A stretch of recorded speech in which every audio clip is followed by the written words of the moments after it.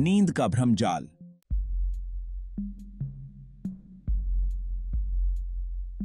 क्या आपके मन में भी यह सवाल उठता है कि हर इंसान के लिए सोना क्यों जरूरी है?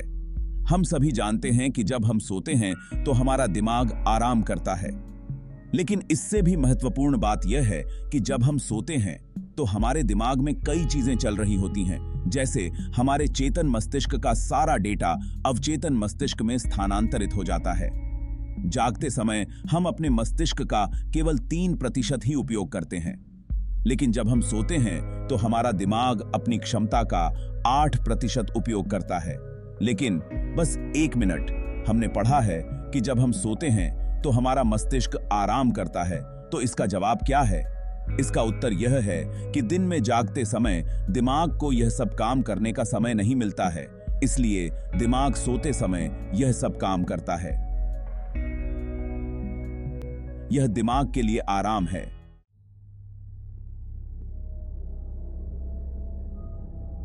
मुझे तुमसे कुछ कहना है। अपनी आंखें बंद करो और इसके बारे में सोचो। कल्पना कीजिए कि आप एक अलग दुनिया में हैं। आप एक घर में कैद हैं और कुछ लोग आपके पास आते हैं और आपको स्वादिष्ट खाना परोसते हैं। तभी उस क्षेत्र में भूकंप आता है और सारी दीवारें टूटने लगती हैं। तुम अपनी जान बचाने के लिए डर के मारे इधर-उधर भाग रहे हो, लेकिन वहां सभी लोग खाना खा रहे हैं। उन लोगों को पता ही नहीं चलता कि आप क्या कर रहे हैं। वे अपना खाना खाने में व्यस्त हैं। तभी ऊपर से छत गिर जाती है और आपकी मृत्यु हो जाती है। अब अपनी सोच से बाहर आओ। क्या आपको डर महसूस हुआ? क्या आपका दिल तेजी से धड़का? क्या आपके भौतिक शरीर को कुछ महसूस हुआ? क्या आपने अपनी मौत को अपने सामने देखा? जवाब है नहीं। लेकिन ऐसा क्यों हुआ? ऐसा इसलिए है क्योंकि जागते समय आपका मस्तिष्क अपनी क्षमता का केवल 3% ही उपयोग कर रहा था। लेकिन अगर यह सपना सोते समय आपके मन में आए तो आपको डर लगेगा, आपका दिल तेजी से धड़कने लगेगा और आपके भौतिक शरीर को यह डर महसूस होगा। तुम्हें मृत्यु का एहसास होगा। लेकिन ऐसा क्यों? क्योंकि सोते समय आपका दिमाग अपनी क्षमता का 8% उपयोग करता है।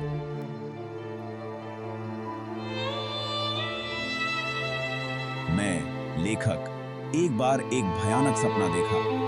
मैंने देखा कि मेरे पिता अब इस दुनिया में नहीं हैं। जब मैं नींद से जागा तो सपनों को समझने की बहुत कोशिश की। तभी मेरे दिमाग में एक सिद्धांत आया कि यह संभव है कि जब हम सोते हैं तो किसी और ब्रह्मांड में मेरे हमशक्ल के साथ जो हो रहा है वह हमारे दिमाग में फेच होता है, जैसे इंटरनेट की तरंगें। मैं इस ब्रह्मांड से बाहर कहीं और दूसरे ब्रह्मांड में जीवित हो सकता हूँ। इस असंख्य ब्रह्मांड में मेरे जैसे और भी हमशक्ल जीवित होंगे। क्वांटम भौतिकी कहती है कि पूरे ब्रह्मांड में हर जीवित जीव का दिमाग आपस में जुड़ा हुआ है। यदि ऐसा है तो किसी अन्य आयाम में, किसी अन्य ब्रह्मांड में रहने वाले मेरे हमशक्ल के साथ ऐसा अवश्य हुआ होगा। और चूंकि हमारा मन मेरे हमशक्ल से जुड़ा है, इसलिए उसके साथ जो कुछ भी हो रहा है वह मेरे सपनों में आता है।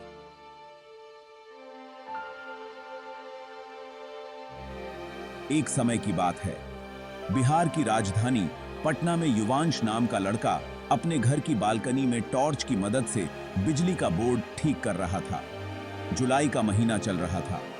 काफी रात हो चुकी थी। रात के 2 बज रहे थे। उसके कपड़े पसीने से भीग गए थे। तारीख थी 6 जुलाई 2017। अगर बस ये फ्यूज जुड़ जाए तो सबसे पहले बेडरूम में एयर कंडीशनर चालू कर दूंगा। वह फ्यूज को ठीक करके इलेक्ट्रिक बोर्ड के कवर पर लगा देता है। भगवान का नाम लेकर वह पहले मुख्य इलेक्ट्रिक चेंजर को उठाता है और फिर M.SCB चालू करता है। जैसे ही MCB चालू होती है, विद्युत बोर्ड के संकेतक पर एक लाल बत्ती जलती है, जिसका अर्थ है कि फ्यूज सफलतापूर्वक कनेक्ट हो गया है। वह बहुत खुश होकर अपने घर के सारे बल्ब और AC चालू कर देता है और सो जाता है। साला, इस बोर्ड से बड़ा सुअर मैंने कभी नहीं देखा। इसे बनाते समय मैं पूरी रात जागता रहा।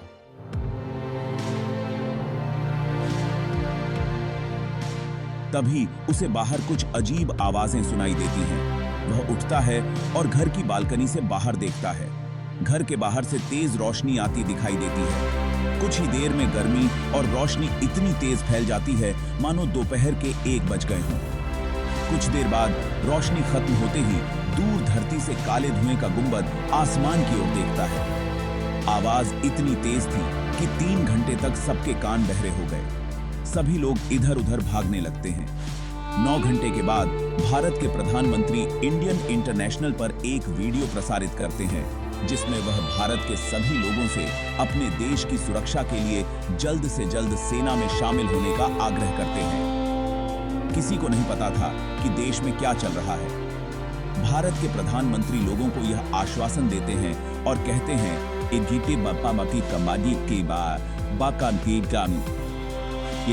है भारत पटना हमले का बदला लेगा। सभी युवा अपना घर-बार छोड़कर सेना में भर्ती होने लगते हैं। युवांश के घर के बाहर आर्मी का ट्रक आता है जिसमें सभी लोग बैठ जाते हैं। युवांश भी सेना में शामिल होना चाहता था। वह जानता था कि यह सब चीन की ही कारीगरी है। वह अपने घर के दरवाजे पर ताला लगाकर सेना के ट्रक में बैठ जाता है। एक बार ट्रक भर जाने पर वह वहां से खुलता है और सीधे दिल्ली की ओर चला जाता है।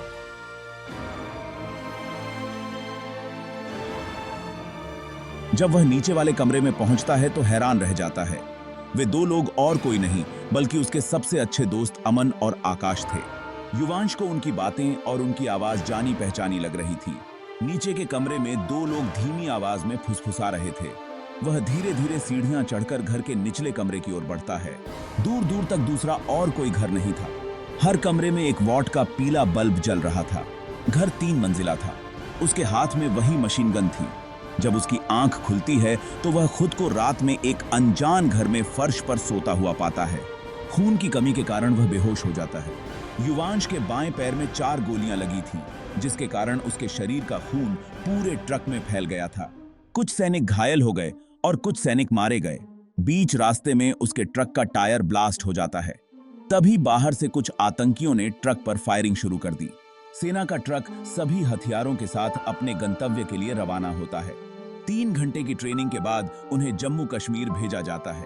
युवांश की पलकें झपकती हैं और वह खुद को सेना के प्रशिक्षण में बंदूक से फायर करता हुआ पाता है। तुम लोग यहाँ कैसे आए? युवांश, कितनी बार कहा है कि गांजा पीकर मत सोना। आदमी सब कुछ भूलने लगता है। 1 मिनट, पटना में परमाणु बम गिरा था और मैं सेना में शामिल हो गया था। कौन सा गांजा पिया है तुमने? मैंने भी एक बार गांजा पिया था। सपनों में तितलियों के साथ उड़ रहा था। यह क्या हो रहा है मेरे साथ? मैं तुम्हें आखिरी बात बता रहा हूँ। ज़ॉम्बीज़ पूरे भारत और चीन में फैल गए हैं। अरबों लोग मर चुके हैं। हमें किसी भी तरह भारत से बाहर निकलना होगा। यह साला चीन दुनिया भर में कचरा बार बार फैलाता रहता है। अभी बात करने का समय नहीं। हमें यहाँ से चले जाना चाहिए। ज़ॉम्बीज़ यहाँ कभी भी आ सकते हैं।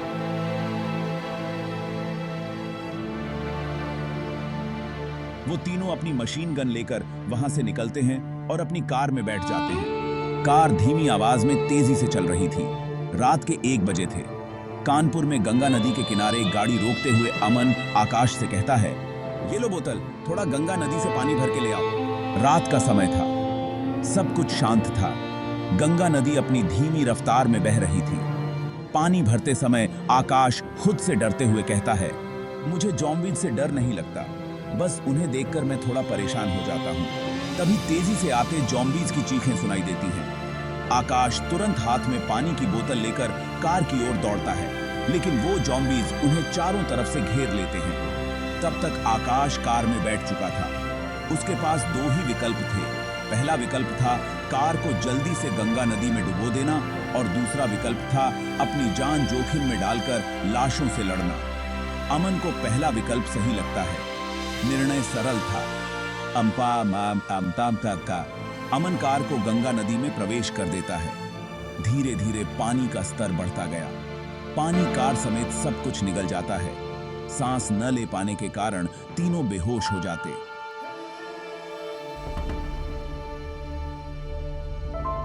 जब युवांश को होश आता है तो वह खुद को मेसोपोटामिया के झाड़ीदार रेगिस्तान में पाता है।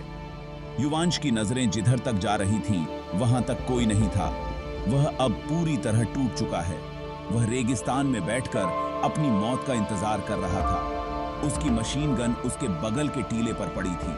वह बंदूक उठाता है और अपने दो दोस्तों को ढूंढने के लिए दूर दूर तक भटकता है, लेकिन उन्हें ढूंढ नहीं पाता। अब उसने भूख प्यास से मरने की बजाय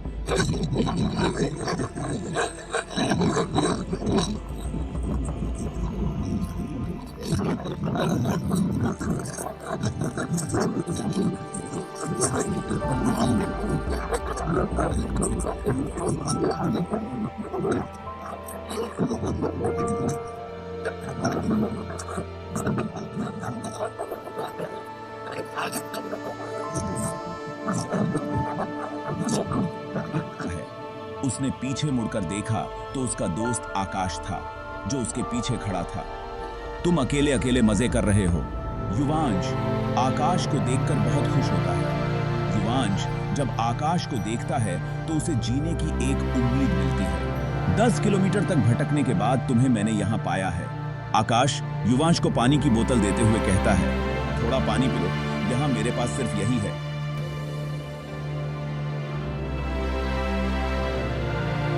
पानी का कंटेनर देखकर युवांश आश्चर्य से पूछता है, यह तो वही कंटेनर है जब जॉम्बी ने हम पर हमला किया था, लेकिन हम लोग यहाँ कैसे आए? युवांश फिर आकाश से पूछता है, ये जो मशीन गन तुम्हारे हाथ में है, क्या ये वही गन है जब हम जॉम्बीज से लड़ रहे थे?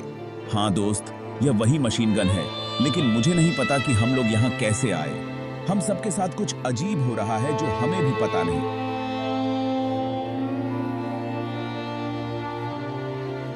तुम अपने बैग से तंबू निकालो, मैं लकड़ी इकट्ठा करता हूं और आग जलाने की कोशिश करता हूं। युवांश सूखी लकड़ियां इकट्ठा करता है और आग जलाने लगता है, और दूसरी तरफ आकाश अपने बैग से तंबू निकालता है और उसे स्थापित करना शुरू कर देता है। दोनों आग के पास बैठकर नशा करने लगते हैं।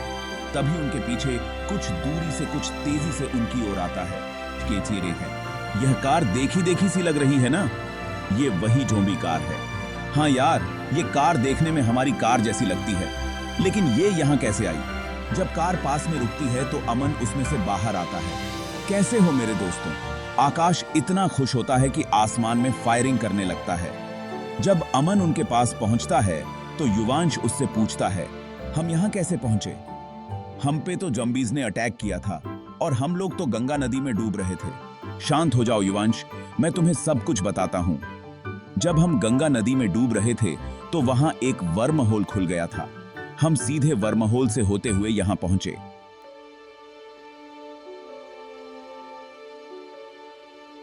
लेकिन हम कहां हैं और ये कौन सी जगह है? हम लोग उत्तर दिशा में मेसोपोटामिया के झाड़ीदार रेगिस्तान में हैं। अब हम यहां से बाहर कैसे जाएंगे? अब मैं तुम्हें एक रहस्य बताता हूं। बेबीलोनिया में एक जगह है जहां से हम सीधे किसी भी स्थान पर टेलीपोर्ट हो सकते हैं। हमें पहले वहां जाना होगा। मैं बेबीलोनिया नहीं जा रहा हूं। मुझे नहीं पता कि यह व्यक्ति मुझे अब किस जगह टेलीपोर्ट करेगा। तो बताओ, तुम घर कैसे जाओगे? फ्लाइट से। हाँ, क्यों नहीं? तुम्हारे पिता तो अरबपति है ना? तुम लोगों के पास खाने के लिए पैसे नहीं हैं। आधी रात से हम सब रेगिस्तान में घूम रहे हैं और तुम्हें फ्लाइट से घर जाना है। हम सबके पास सिगरेट पीने के पैसे नहीं हैं और ये जनाब फ्लाइट से भारत जाएंगे। पूरे शहर की आबादी 2 लाख है। तुम जिस जगह जाने की बात कर रहे हो उस जगह को ढूंढने में 2 लाख जन्म लगेंगे। कार में बैठो, हमारे पास समय नहीं है।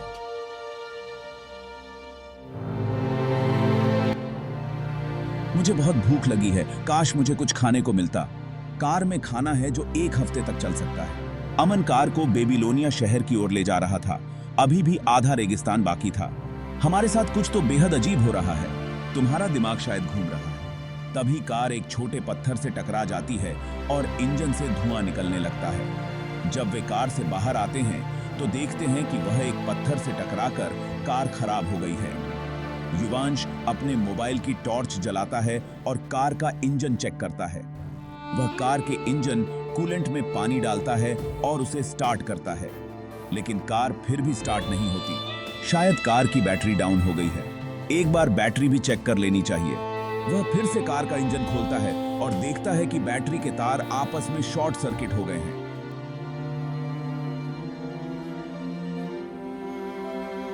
युवांश को कुछ कुछ याद आने लगता है। उसकी सांसें बहुत तेजी से चलने लगती हैं। तुम लोग यहाँ कैसे आए? तुम्हें मैंने आज से पहले कभी नहीं देखा। मैंने पटना में परमाणु बम विस्फोट होते देखा था और मैं सेना में था। उससे पहले मैं अपने घर में बिजली के तारों की मरम्मत कर रहा था। ये सब मेरे साथ क्या हो रहा है? वह तुरंत कार से अपनी मशीन गन निकालता है और खुद की जान ले लेता है।